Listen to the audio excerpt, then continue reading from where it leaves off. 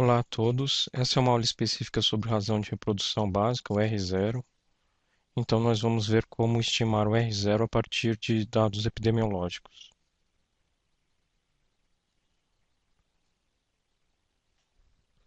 Nós já vimos em aulas anteriores que em demografia e ecologia o R0 é definido como o número esperado de descendentes fêmeas de uma fêmea durante sua vida e que em epidemiologia o R0 é definido como o número de casos secundários que o infectado pode produzir quando introduzido numa população que seja totalmente suscetível. O R0 depende de alguns parâmetros epidemiológicos, né, da taxa de contatos, né, entre infectados e suscetíveis, da duração do período infeccioso. De modo geral, a taxa de contatos é uma taxa de contatos entre indivíduos na população. Então, depende da duração do período infeccioso e depende também da probabilidade de que um contato entre o infectado e um suscetível leve à infecção. O valor de R0 pode variar de forma considerável para diferentes doenças infecciosas em uma mesma população, mas também para a mesma doença em diferentes populações. No caso em que a população não seja totalmente suscetível, nós podemos definir uma razão de reprodução efetiva, que seria o número de casos secundários, né, produzidos por um infectado introduzido numa população que não seja totalmente suscetível. Então, nesse caso, o R efetivo, né, seria o R0 multiplicado pela fração de indivíduos suscetíveis na população. Se a fração de suscetíveis for igual a 1, ou seja, se todos os animais ou todas as pessoas forem suscetíveis, R é igual a R0. Né? No equilíbrio endêmico, a razão de reprodução efetiva vai ser igual a 1, e daqui nós temos uma maneira aproximada de estimar o R0. Então, a fração de suscetíveis no equilíbrio, x estrela aqui, seria igual ao inverso de R0.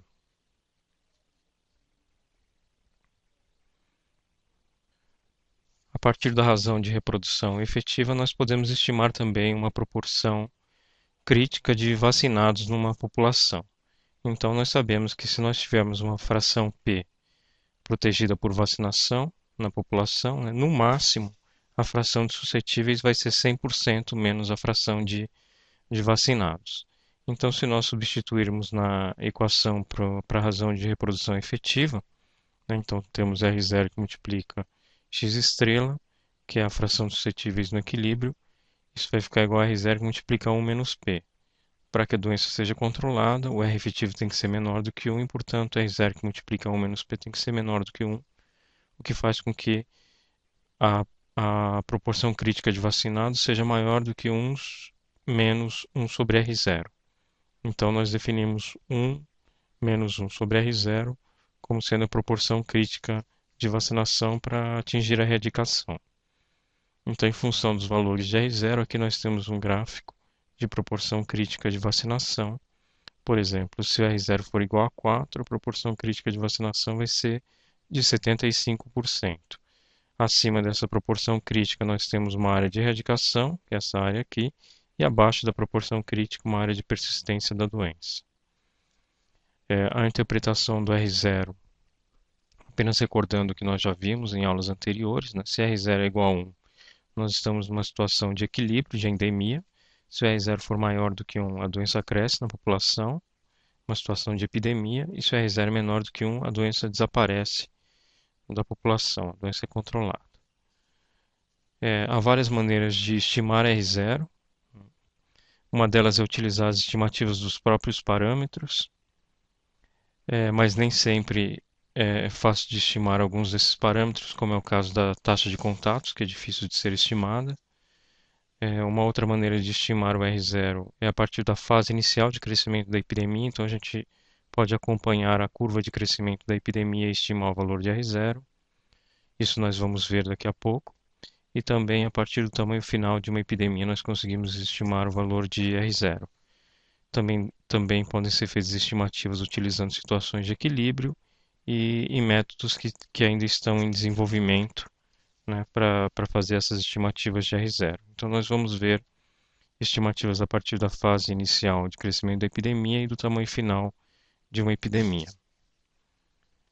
Então, estimando R0 a partir da fase inicial de crescimento da epidemia, nós podemos inicialmente considerar uma equação para a variação dos infectados ao longo do tempo para o modelo SIR.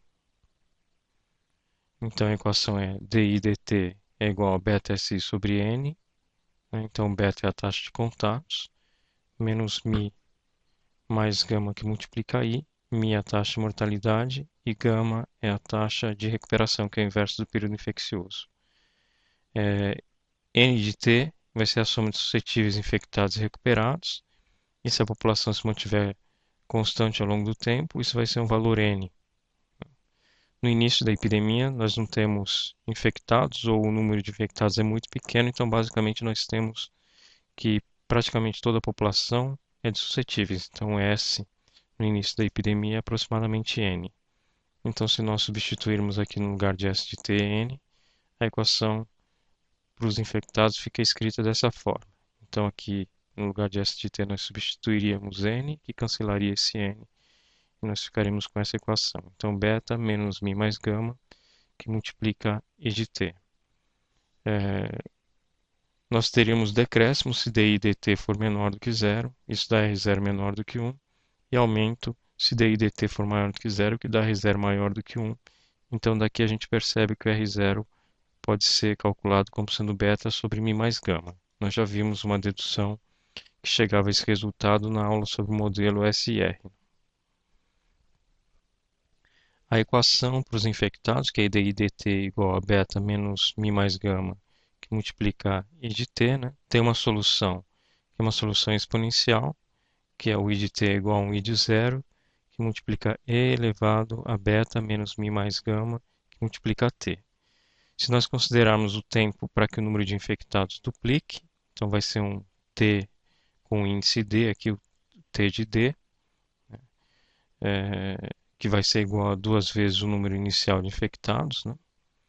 Resolvendo essa equação aqui, substituindo I de t de d, né, por 2, que multiplica I0, nós vamos chegar a essa equação. O tempo para que o número de infectados duplique é igual a ln de 2, dividido por beta menos mi mais gama. Se nós substituirmos o valor de R0 aqui nessa expressão, depois de algumas passagens, nós chegamos a essa estimativa. Então, R0 seria 1 mais ln de 2 sobre mi mais gama, que multiplica o tempo para que o número de infectados duplique. Então, se a gente tiver uma curva de crescimento de infectados, nós podemos estimar esse valor de T de D, né, que é o tempo para que o número de infectados duplique. A taxa de mortalidade da população é conhecida, o período infeccioso da doença também pode ser conhecido, e aí nós conseguimos estimar a taxa de recuperação como sendo o inverso do período infeccioso, e aí nós conseguimos estimar o valor de R0. Nós vamos ver isso com mais detalhes num vídeo específico. Então, nesse caso, a gente consegue fazer a estimativa de R0 sem a necessidade de estimar o valor de beta, que é um dos parâmetros, que é a taxa de contatos e que é um dos parâmetros mais difíceis de se estimar. Uma outra maneira de estimar o R0 é com base no tamanho final da epidemia. Então, como nós estamos interessados no tamanho final da epidemia, e considerando que a duração de uma epidemia é inferior à escala de tempo demográfica, nós podemos ignorar as taxas vitais de natalidade e mortalidade e escrever um modelo SR para a fase epidêmica, né, ignorando então os termos que têm taxa de mortalidade e taxa de natalidade, e aí o modelo SR fica simplificado e escrito dessa forma. Se nós escrevermos em termos de fração de suscetíveis, que seria número de suscetíveis dividido pelo tamanho da população, fração de infectados, que seria o número de infectados dividido pelo tamanho da população, e fração de recuperados, que seria o número de recuperados dividido pelo tamanho da população, as equações para S e R ficariam escritas dessa forma aqui. Como no início da epidemia nós teríamos que praticamente todos os indivíduos seriam suscetíveis, né? Então a fração de suscetíveis seria aproximadamente 1. A equação para os infectados, né, bastaria substituir S minúsculo aqui igual a 1, ficaria escrito dessa forma. E aí nós teríamos decréscimo se o beta menos γ fosse menor do que zero, ou seja, R0 menor do que 1. E aumento se beta menos γ fosse maior do que zero, que seria R0 maior do que 1. E aí o R0 daria beta sobre gama. Esse resultado é análogo ao que nós acabamos de ver para o modelo para estimativa da fase inicial do crescimento da epidemia, com a diferença de que o μ, né, está sendo assumido como sendo zero, porque nós estamos ignorando as taxas vitais, né? μ é a taxa de mortalidade.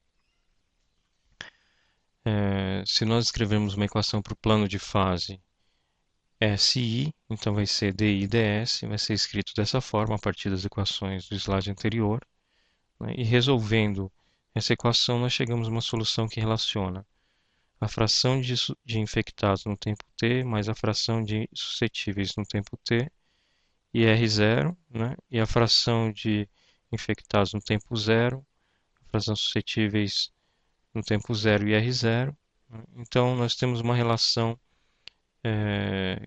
que permite que a gente faça uma estimativa de R0 se nós tivermos estimativas de infectados e suscetíveis num certo tempo e estimativas no momento inicial. Para tempos longos, nós podemos assumir que, para tempos longos, nós temos que no início da epidemia o número de infectados era zero e depois do final da epidemia o número de infectados também vai ser zero. A gente está colocando i de infinito aqui.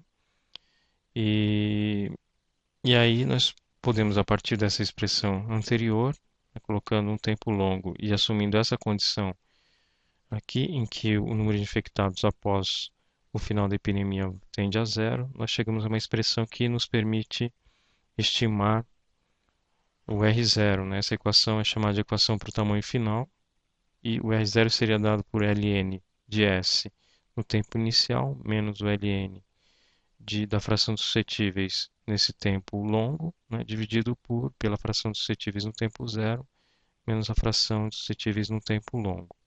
Se inicialmente a fração dos suscetíveis for igual a 1, essa equação para o tamanho final fica reescrita dessa maneira.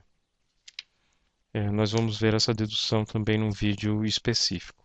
Então, aqui algumas referências a respeito de R0, né? Então, quem tiver interesse, esses são artigos ou livros que discutem as definições e as estimativas.